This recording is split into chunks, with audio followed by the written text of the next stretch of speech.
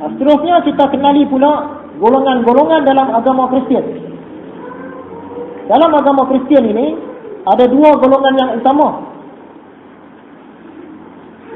Golongan yang pertama namanya golongan Unitari.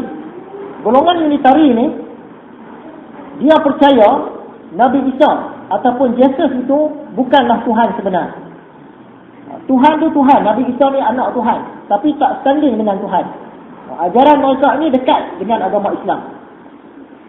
Golongan yang kedua, golongan Trinity. Yang ni yang paling banyak sekarang. Di Malaysia ni pun rata-rata golongan Trinity lah. Iaitu yang percaya Yesus tu Tuhan, Bapa pun Tuhan, Roh Kudus pun Tuhan. Tiga-tiga pun Tuhan. Setengah pula dia percaya mak kepada Nabi Isa tu pun Tuhan juga. Ini golongan Trinity.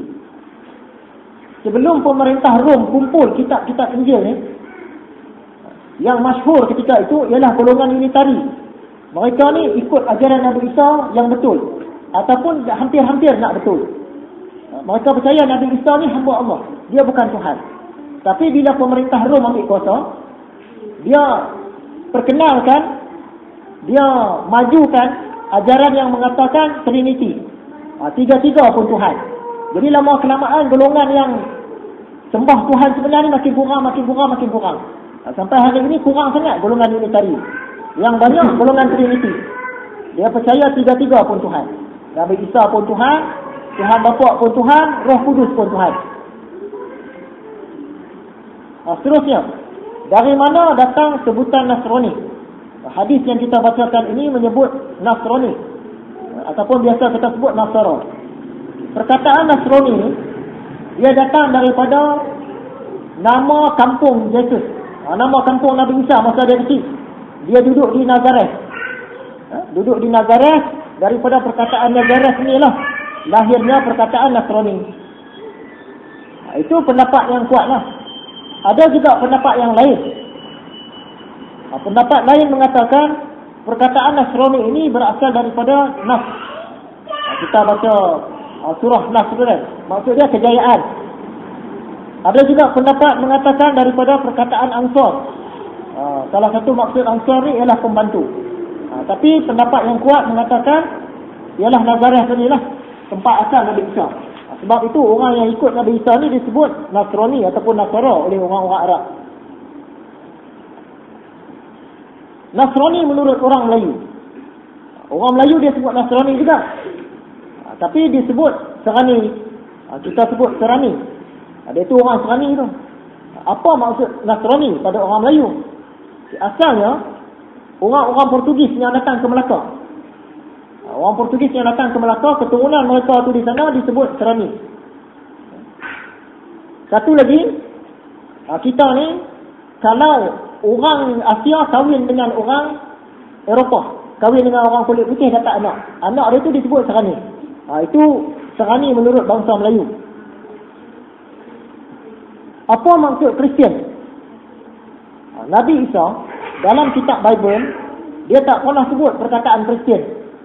Jadi perkataan Kristian ni datang kemudian, selepas Nabi Isa diangkat ke sisi Tuhan, barulah perkataan Kristian ni dikenali. Secara umumnya Kristian ni bermaksud orang-orang yang ikut ajaran Yesus, ataupun orang-orang yang ikut sesuatu ajaran yang dipercayai sebagai ajaran Yesus. Dia ikut tu tak tahulah ajaran siapa, tapi dia percaya itu ajaran Yesus, maka itu disebut Kristian. Sampailah hari ini kita nak masuk sekarang ni kisah Nabi Isa. Nak tahu tentang Kristian ni, kita kena ambil tahu tentang Nabi Isa. Dalam Al-Quran, Nabi Isa disebut dengan 4 nama. Yang pertama disebut Isa. Yang kedua disebut anak Maryam ataupun putera Maryam. Yang ketiga disebut Isa anak Maryam. Dan yang keempat disebut Al-Masih. Empat-empat ni semuanya berkisar tentang Nabi Isa. Salah satu tanda kehebatan Al-Quran ini ialah di dalam Al-Quran ada surah Maryam. Maryam ni siapa dia? Mak kepada Nabi Isa. Surah Maryam ni menjadi satu hujah kepada kita untuk menunjukkan Al-Quran ni memang benar-benar datang daripada Allah. Sebab apa? Sebab Nabi Muhammad, dia tak bubuh nama mak dia dalam Al-Quran sebagai nama surah. Dia juga tak bubuh nama anak perempuan dia, Fatimah. Dia juga tak bubuh nama isteri-isteri dia, Khadijah dan lain-lain.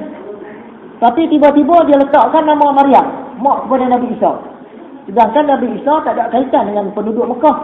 Dia duduk nun jauh di Palestin tu. Kenapa boleh jadi macam tu? Ini menunjukkan Al-Quran ni memang benar-benar wahyu daripada Tuhan. Nabi Muhammad dia tak boleh pilih-pilih nak bubuh nama surah apa-apa.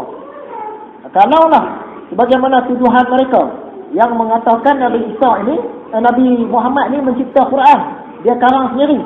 Kalau betul Nabi Muhammad karang sendiri, sudah tentu dia bubuh nama mak dia. Sudah tentu dia bubuh nama anak perempuan dia. Sudah tentu dia bubuh nama isteri dia. Tapi dia tak bubuh. Dia bubuh nama mak kepada Nabi Isa. Jauh kaitan dengan dia. Ini membuktikan Al-Quran memang datang daripada Allah, memang wahyu daripada Tuhan. Nabi Muhammad tak boleh karang-karang. Bagaimana yang Tuhan cakap, macam itulah dia kena bagi tahu. Kalau Tuhan kata nama surah ni surah Maryam, Nabi Muhammad kena cakap surah ni surah Maryam.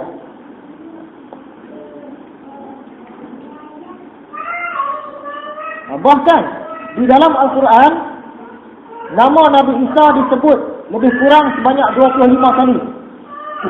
Nama Nabi Isa disebut 25 kali. Sedangkan nama Nabi Muhammad sendiri disebut 4 kali sahaja. Nama Nabi Isa 25 kali. Nama Tuhan yang terima wahyu iaitu Nabi Muhammad 4 kali. Tapi ini bukanlah nak tunjuk Nabi Isa lebih hebat daripada Nabi Muhammad. Ada. Cuma nak menunjukkan isi Al-Quran ini memang benar-benar datang daripada Tuhan. Bukan Nabi Muhammad yang karang. Kalau Nabi Muhammad karang, sudah tentulah dia bubuh nama dia lebih. Ni tak, dia bubuh nama Nabi Isa lebih.